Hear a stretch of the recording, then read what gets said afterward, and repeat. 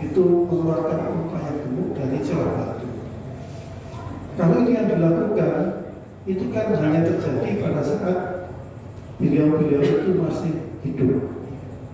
Dan setelah itu tinggal ceritanya saja. Jadi sama juga Nabi Muhammad juga punya mukjizat yang dari jari tangannya ini bisa keluarkan air yang bisa diminum oleh para sahabat ketika berperang. Tapi ya itu terjadi ketika itu saja. Tetapi Al-Quran ini berupa pedoman, petunjuk, ajaran yang bisa kita nikmati sampai sekarang. Ini sepanjang masa. Meskipun yang membukukan Al-Quran itu bukan Nabi, tetapi para sahabat. Tetapi apa yang diwahyukan kepada Muhammad SAW itu bisa kita lihat, kita pelajari sampai sekarang. Itu ibaratnya. Dan bersifat universal. Jadi Al-Quran itu kan bahasanya bahasa Arab. Dan ternyata cocok juga dengan kita. Bahkan jangankan kita mengerti artinya, tidak mengerti artinya saja itu. Baca Quran, hati kita yang semula sumpah akhirnya jadi lapar. Coba, kalau kita baca yang lain, saya yakin tidak akan bisa seperti itu.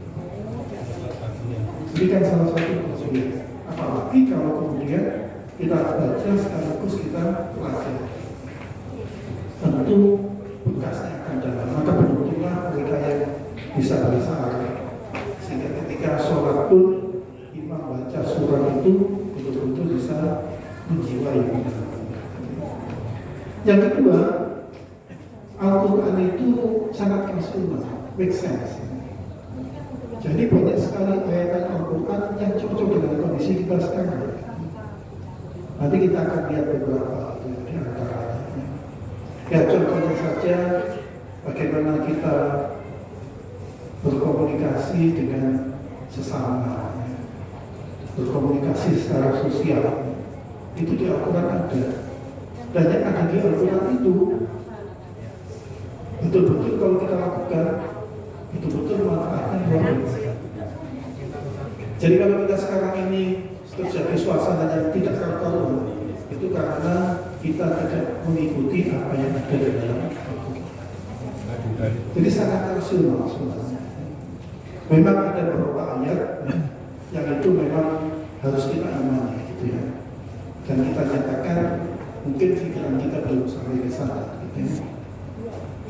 Yang berikutnya lagi istimewanya itu diberikan kepada Nabi yang ummi. Ya. Jadi bayangkan saja, jelas itu bukan buatan Nabi Muhammad. Jangankan membuat Al-Quran yang begitu komprehensif, maka menulis itu ya. Jadi kita itu nulis jurnal itu saja, itu rapatnya bukan. Nulis buku itu juga tak mudah. Yang betul-betul buku itu juga mudah. Itu pun sepenuhnya hanya terbatas. Sementara Al-Quran ini cakupannya sangat luas dan selalu up-to-date. Dan itu disampaikan oleh Nabi yang umum. Makanya ini betul-betul meyakinkan bahwa Al-Quran itu memang dari Allah. Kemudian menurut para ahli sastra itu nilai sastranya sangat tinggi. Memang kalau kita baca itu kan rasa-rasanya beda. Dengan hadis saja itu baca pasnya beda. Saya yakin mereka yang memahami sastra Arab akan mengetahui bahwa sastra dalam Al-Quran sangat tinggi. Dan yang paling penting adalah Al-Quran itu selalu dijaga oleh Allah SWT. Ya. Jadi dalam surah Al-Hijr ayat 9 Allah berfirman, Inna nahnu nazzalna dzikra wa inna lahu lahafidhun. Sesungguhnya kamilah Allah yang menurunkan Al-Quran dan pasti kami pula yang memelihara. Jadi dengan demikian Al-Quran itu sejak dulu sampai sekarang ya seperti itu. Alhamdulillah kita sangat bersyukur karena Nabi kita ini mukjizat utamanya adalah Al-Quran, sehingga kita bisa menikmati meskipun Nabi kita sudah wafat. Bapak Ibu dan sekalian, para ulama mengelompokkan kandungan Al-Quran itu paling tidak ada 6 ini. Yang pertama, Al-Quran itu berisi akidah. Jadi ajaran pokok tentang keesaan Allah SWT, termasuk juga meyakini malaikat Allah, kitab Allah, Nabi dan Rasulullah, hari kiamat serta pokok dan qadar. Saya yakin dalam keesaan Allah kita semuanya sudah tidak diragukan lagi. Kita sangat yakin akan adanya Allah dan juga yakin bahwa Allah itu Maha Esa. Demikian juga malaikat-malaikat Allah dan kitab-kitab Allah, terutama kitab Al-Quran ini. Meskipun kita masih dalam keterbatasan, bisa jadi dalam kaitan dengan pelaksanaannya, tetapi kita meyakini. Yang kadang-kadang kita yakin, kadang-kadang tidak, itu justru dalam kaitan dengan qada dan qadar. Seringkali manusia itu kan kalau pas mendapatkan sesuatu yang menurutnya baik, maka dia itu senang gitu ya. Tapi ketika yang menimpa dirinya itu tidak seperti yang diharapkan, mereka itu berubah. Padahal sebenarnya asalkan kita sudah berusaha secara maksimal dan tidak melakukan perbuatan yang maksiat gitu ya, apapun yang kita hasilkan itu sudah diberikan oleh Allah. Jadi kalau kita yakin akan qada dan qadar Allah ini, saya yakin kehidupan kita juga akan menjadi lebih menyenangkan. Yang kedua yaitu ibadah dan muamalah.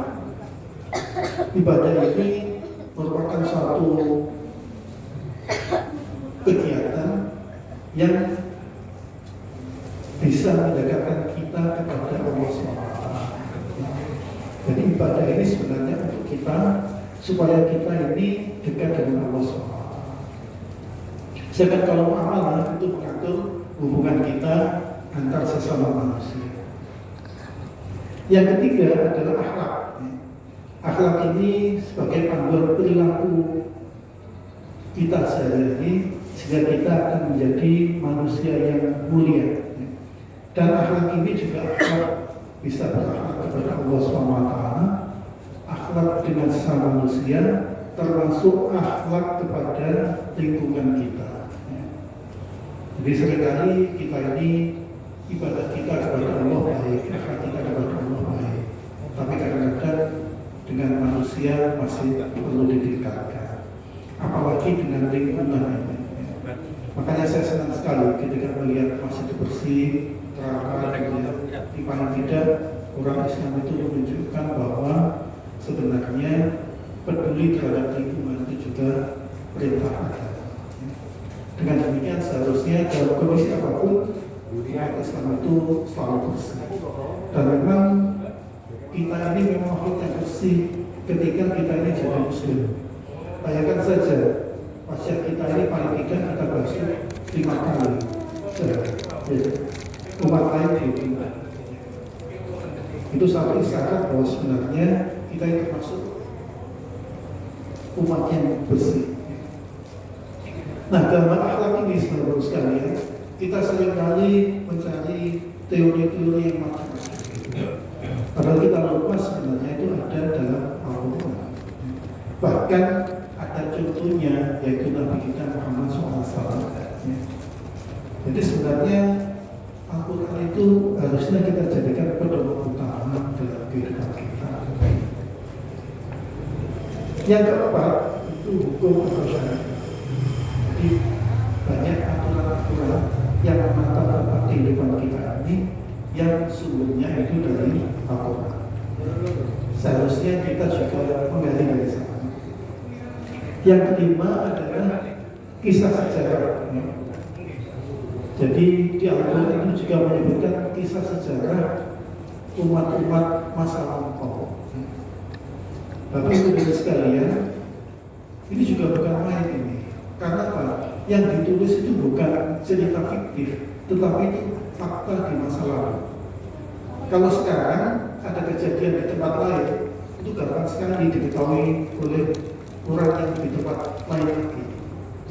Tapi bayangkan kalau zaman dulu, teknologi informasi belum ada, tetapi cerita-cerita umat terdahulu bahkan yang ratusan tahun sebelumnya itu kemudian dimuat dalam Al-Quran dalam rangka untuk jadi pelajaran dari kita semua, sehingga kita bisa memperoleh hikmah. Dan yang kedua adalah isyarat ilmiah. Jadi ada beberapa fenomena-fenomena alam itu yang kemudian disebutkan dalam Al-Quran. Baru sekalian, dengan demikian betapa lengkapnya Al-Quran kita. Makanya mudah-mudahan samping kita juga selalu baca Al-Quran, sedikit demi sedikit kita coba untuk mengkaji kandungan dari Al-Quran tadi. Dan berikutnya saya berikan beberapa contoh. Misalnya saja ayat Al-Quran tentang akidah. Jadi dalam surah Al-Quran ayat 27 dan 28 sebenarnya. Di sini dijelaskan bahwa orang-orang kufur itu berkata kepada Nabi Muhammad tentunya, mengapa tidak turun kepada Nabi Muhammad tanda mukjizat dari Tuhannya? Maka kemudian Allah SWT menyampaikan kepada Nabi, sesungguhnya Allah menyesatkan siapa yang Dia kehendaki dan memberi petunjuk ke jalannya bagi orang-orang yang bertobat. Nah, orang yang bertobat yang bagaimana? Di ayat berikutnya disebutkan bahwa yaitu orang-orang yang beriman dan hati mereka menjadi tentram dengan mengingat Allah. Ingatlah bahwa hanya dengan mengingat Allah hati kita akan selalu tentram. Bapak Ibu sekalian, hati itu kan milik kita. Tapi faktanya, apakah kita bisa mengendalikan hati kita sepenuhnya? Tidak bisa. Mau kadang-kadang sedih, tidak ada apa-apa itu sedih gitu kan. Kadang-kadang risau, kadang-kadang cenderung ingin marah dan lain-lain. Dan sangat jarang kita bisa mengendalikannya kecuali kalau kita sudah mencapai derajat takwa. Jadi kalau kita sudah takwa itu betul-betul kita bisa mengendalikan hati kita. Nah, di sini Allah berikan bahwa ditahukan bahwa orang-orang yang beriman dan orang-orang yang hati mereka itu menjadi tentram dengan mengingat Allah. Makanya kita selalu berdoa, Allahumma anna ala dzikrika wa syukrika wa husni ibadati. Jadi kita selalu berdoa kepada Allah, kita selalu ingat kepada Allah.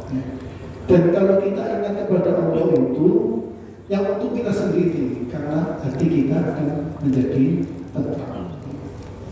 Alladzina amanu wa tatma'innu qulubuhum bi dzikrillah. Ala bi dzikrillah tatma'innul qulub. Kemudian tentang ibadah juga Allah berfirman, wasta'inu bis-sabri was-shalah wa innaha lakabiratun illa 'alal khashiyin. Mohonlah pertolongan kepada Allah dengan sabar dan sholat. Sesungguhnya sholat itu benar-benar berat kecuali bagi orang-orang yang khusyuk.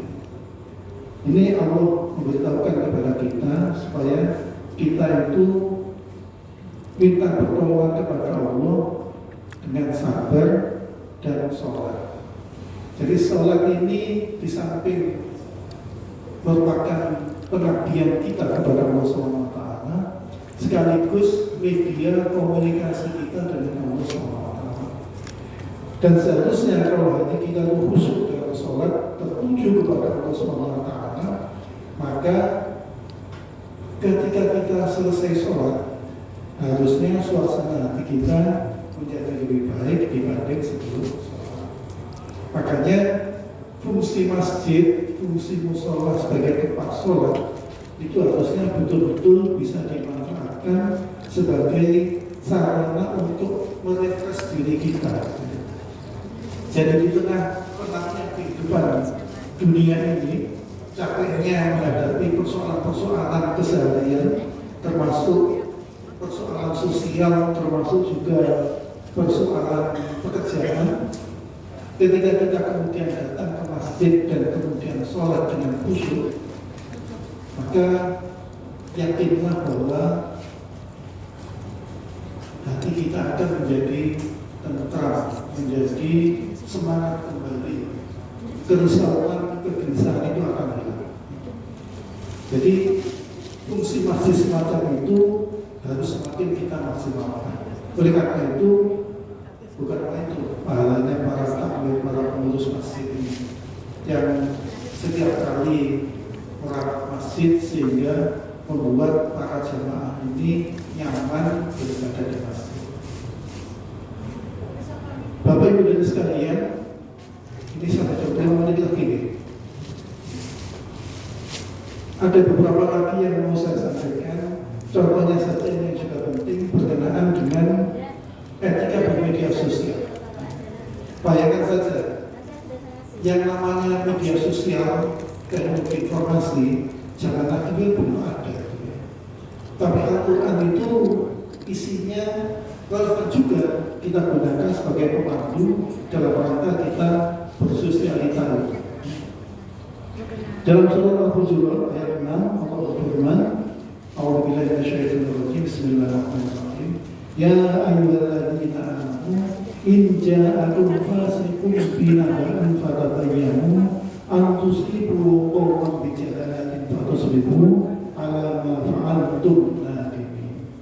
Wahai orang yang beriman, jika seorang fasik datang kepadamu membawa berita penting, maka telitilah kebenarannya agar kamu tidak mencelakakan suatu kaum karena ketidaktahuanmu yang berakibat kamu menyesali perbuatanmu itu. Sekarang coba kita bayangkan, kalau ada berita yang masuk ke media sosial kita, biasanya kita itu ingin menjadi orang pertama yang memviralkan itu. Padahal perintah Al-Quran, Allah memberikan pedoman, harusnya pertama kita teliti dulu. Dan begitu saja kemudian kita share gitu. Karena apa? Jangan-jangan berita itu tidak benar.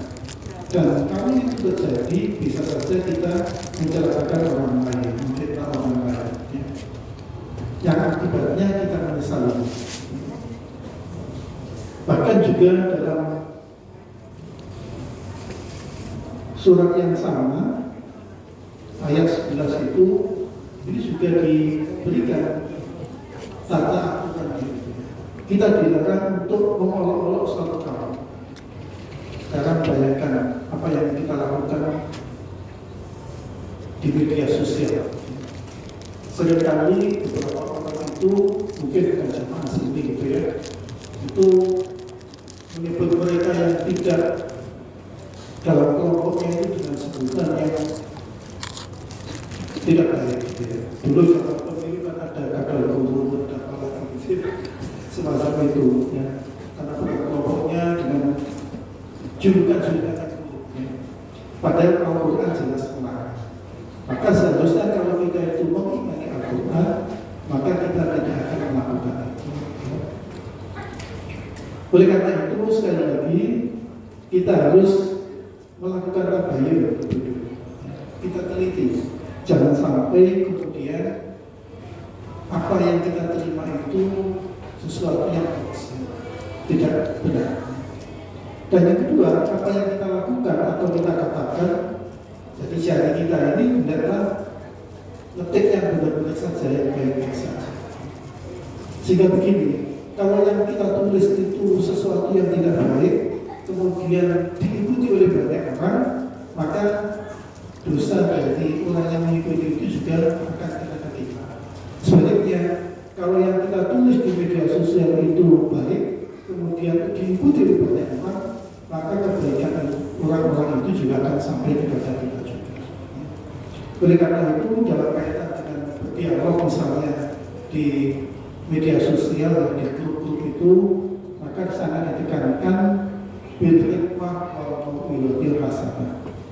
Kan dalam Quran disebutkan ud'u ila sabili rabbik bil hikmah wal mau'izatil hasanah wajadilhum billati hiya ahsan.